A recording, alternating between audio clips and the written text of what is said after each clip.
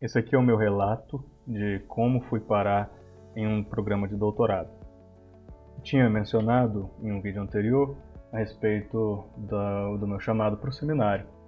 O que eu vi é que durante o meu período de seminário, sim, aprendi muita coisa a respeito de formação pastoral, revisei e aprendi muitas coisas sobre teologia bíblica, sistemática, experimentei e pude inclusive aplicar pastoralmente questões de aconselhamento, questões de visitação, liderança de igreja, de plantações.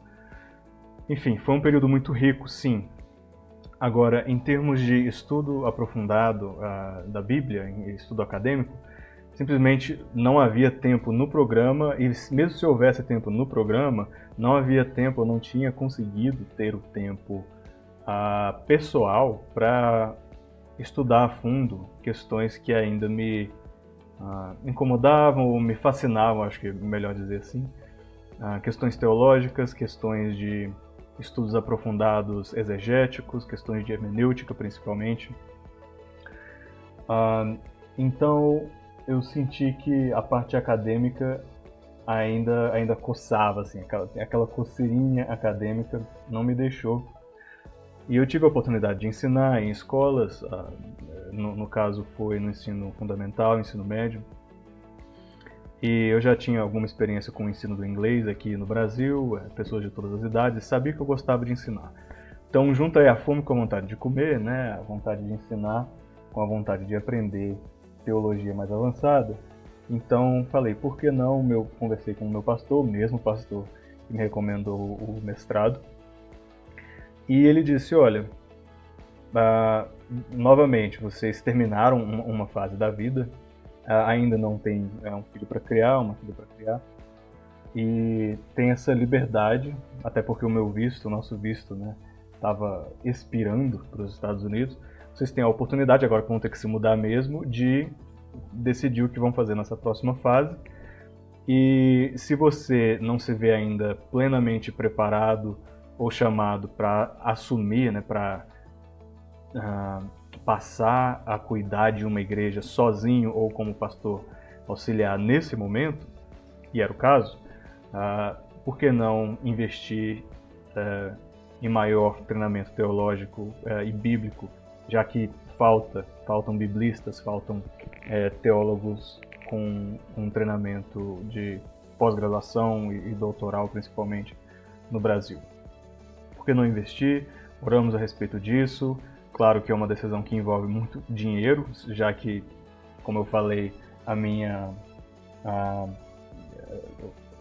qual que é a palavra, gente? O aproveitamento da parte acadêmica do meu mestrado não foi das melhores, então eu não ia conseguir uma bolsa em grandes universidades mais renomadas. Eu provavelmente ia ter que pagar se eu fosse aceito nelas, ou eu ia para lugares menores, lugares não tão assim famosos, mas também bons, se Deus quiser. Tentei, então passei um tempo. O que eu quis fazer foi, como não era obrigatória uma dissertação de mestrado, para eu terminar o meu mestrado, eu escolhi fazer uma dissertação de mestrado. Então eu fui atrás dessa opção. Eu poderia ter feito um capstone, que é um apanhado, é um portfólio pastoral ministerial, mas em vez disso eu pedi para os meus orientadores e para o meu avaliador final que eu fizesse uma tese, que eu escrevesse sim uma dissertação de mestrado, porque isso ia me ajudar a ter um portfólio, a mostrar algum produto acadêmico para quando eu fizesse as minhas inscrições, applications que chamam, né?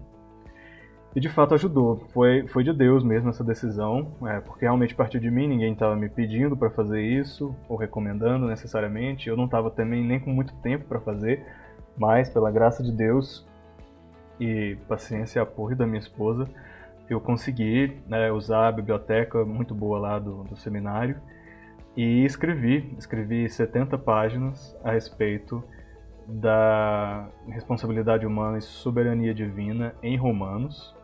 principalmente comparando comentaristas, desde os patrísticos até comentaristas modernos, né, passando pelos reformadores, em Romanos 9, principalmente os versos de 19 a 21.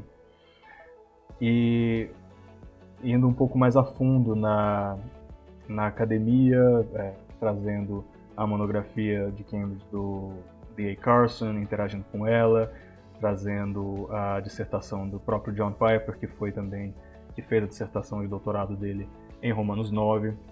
Então, basicamente, tratar de como nós podemos ser responsáveis pelo nosso pecado, se Deus é soberano sobre o mal, sobre, inclusive, as transgressões que acontecem na vida das pessoas, tanto dos fiéis quanto dos infiéis. Então, com isso, finalizei, passei e foi avaliado por 3 leitores, um professor de teologia pastoral, um professor de Novo Testamento, que inclusive escreveu um comentário exegético, um livro, né, um guia exegético para Romanos, que é o Robert Yarbrough, da Universidade de Aberdeen, e por um apologeta, que é a parte da aplicação pastoral da minha dissertação, que é o próprio Mark Ryan, discípulo aí do Jerram Barrs, um grande apologeta. O Dr. Ryan é um cara do conhecimento mais enciclopédico que eu conheço. Ele e o Guilherme Nunes, esses dois aí são imbatíveis. Enfim, tendo escrito tudo isso, eu passei então a fazer a tal das applications, né, a mandar e-mails para certos professores ou professoras de certas universidades que tinham algum interesse nos meus interesses. Meu interesse sendo estudos paulinos, estudos em culpabilidade, hermenêutica em geral. No caso, até mudou um pouco desde que eu entrei no doutorado até esse 4º ano que eu estou no meu doutorado. Mudou o meu interesse, não interesse nem tanto, mas o foco da minha dissertação mudou. Então, naquela época ainda era culpabilidade em Paulo. Então eu queria alguém que fosse especialista em Paulo e especialista em traçar conceitos, seja éticos, seja teológicos, de maneira bíblica, no sentido de baseado em cada autor bíblico, ou seja, o estilo, o sabor assim, da escrita de Paulo, em contraste com a escrita de outros estudiosos do Novo Testamento, escritores e autores do Novo Testamento. Enfim, e eu achei muita gente em Durham, que essa universidade na Inglaterra, que até hoje em dia mais renomada em estudos do Novo Testamento do que Cambridge, do que Oxford. Então tentei Durham, tentei Edinburgh, essa universidade de Edinburgh. No caso, o programa de doutorado deles era muito competitivo, e como eu não tinha um mestrado acadêmico técnico, tipo um THM, ou não sei, o Doctor of Literature, ou algum... Como eu não tinha uma graduação intermediária, ia ser difícil eu conseguir lá.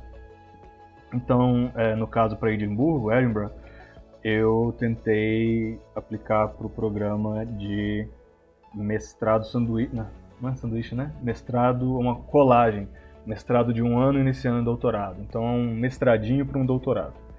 Mesma coisa Durham, se não me engano.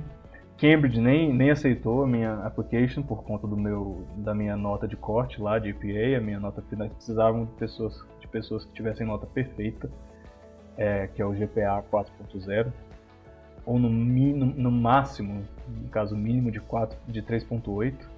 O meu, se não me engano, era 3.5, 6, algo assim. Então já nem daria. Mesma coisa Yale, Harvard, essas universidades aí, que mesmo estando hoje liberais em termos filosóficos e acadêmicos, ainda tem acadêmicos muito bons, eruditos muito bons, que, enfim, é só escolher o orientadora certa. Wheaton, então cogitei todos esses lugares aí, Calvin College, Calvin Seminary. O Calvin Seminary pediu TOEFL, eu achei estranho eles pedirem TOEFL, porque eu fiz todo um mestrado em inglês. Então tinha alguns aí que precisavam e pediam certas coisas. O Dallas Seminary, o que mais? Enfim, houve, né, essa tentativa de outros seminários mais confessionais e outros mais livres, digamos assim, ou secularizados, ou, enfim, indiferentes. E isso não era o meu corte, assim. Eu estava tentando achar, como me recomendaram, um lugar para estudar, mais por conta de um orientador bom. O lugar é importante também, sim, mas mais importante do que isso é ter um orientador, uma orientadora que tem domínio do assunto, tem interesse e é bom ou boa de orientar a pessoa. Porque não adianta a pessoa ser um grande expert e não ser uma pessoa boa de te ajudar a levar até o fim o seu programa. E foi aí que eu apliquei para 12 escolas diferentes, 12 universidades diferentes nos Estados Unidos. Na Austrália eu não cheguei a aplicar, mas cogitei. Austrália, Nova Zelândia. Outros países da Europa não, mas só... Escócia até cogitei, mas foi só na Inglaterra mesmo. Então Inglaterra, Estados Unidos e Canadá. 12 lugares. Fui rejeitado em 10 desses lugares. Na verdade, fui rejeitado em 9. Um deles me aceitou, mas era muito caro, que era Edimburgo, e não era para um doutorado, era para um programinha de mestrado, para quem sabe um doutorado acontecer. Então eu já falei, eu não vou investir, isso não é garantido que eu vou poder entrar no doutorado, e é muito caro. E na Escócia, então Edimburgo e Aberdeen foram os únicos lugares na Escócia onde eu apliquei. E Aberdeen me aceitou para um doutorado com o Grant McCaskill, que é um expert em Novo Testamento. Só que é muito caro, Aberdeen. Ia ficar difícil, e a questão também do clima lá, da adaptação cultural. Eu achei mais difícil do que a outra opção, que é a melhor opção, não só mais barata, mas hoje em dia eu vejo até a melhor opção, academicamente falando mesmo, que é estudar com o Stanley Porter, Novo Testamento, no Canadá, na McMaster Divinity College. Não chega a ser a universidade McMaster, eles acabaram desafiliando, mas eles são um freestanding college mesmo. É uma escola menor, é uma escola confessional, muitos batistas lá, mas interdenominacional. Eu estava acostumado só com o meio reformado, tem pouco reformado lá, mas eles são interdenominacionais e muito focados, muito fortes na área linguística, bem rigorosos. E eu sempre me interessei pelo trabalho do Chris Land, do OpenText, e queria entrar um pouco nas ciências humanas digitais, Digital Humanities, que eles falam, né? E achei que isso ia ser uma ótima oportunidade. Na época eu nem sabia qual orientador pedir, porque eu tenho que pedir um primeiro e um secundário. E eu ainda estava na dúvida, porque todos eles são muito bons.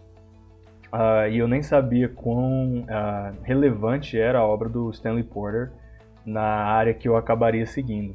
Então, Deus me orientou a escolher o orientador, e eu acabei escolhendo. O Porter sempre foi, na verdade, ele foi o meu primeiro contato. E ele foi um excelente guia, antes mesmo de eu entrar no doutorado lá. Ele me aceitou nas reuniões de linguística, do círculo de linguística dele, desde sempre, até antes de eu ser aceito no doutorado. Muito acolhedor. E hoje um excelente, um grande orientador para mim. E assim entrei, me aceitaram, me deram um emprego como DA, como TA, né, assistente, que ajudou a abater um pouco o preço da tuition, dos custos, e continuei tendo suporte da Igreja Brasileira. Obrigado, queridos e queridas mantenedoras, por me ajudar. Tive também o apoio de pessoas nos Estados Unidos, ganhei apoio deles lá, e é isso, por meio desse apoio e de trabalho, que eu também trabalhei como professor na Redeemer lá, que é outra graça de Deus, incrível. A gente foi levando 3 anos lá. Agora estamos no Brasil, mas continuo. Terminei, passei todos os meus cursos, depois de bombar em 2, refiz. e passei. Estou tentando passar, na verdade, no alemão agora. E aqui estamos.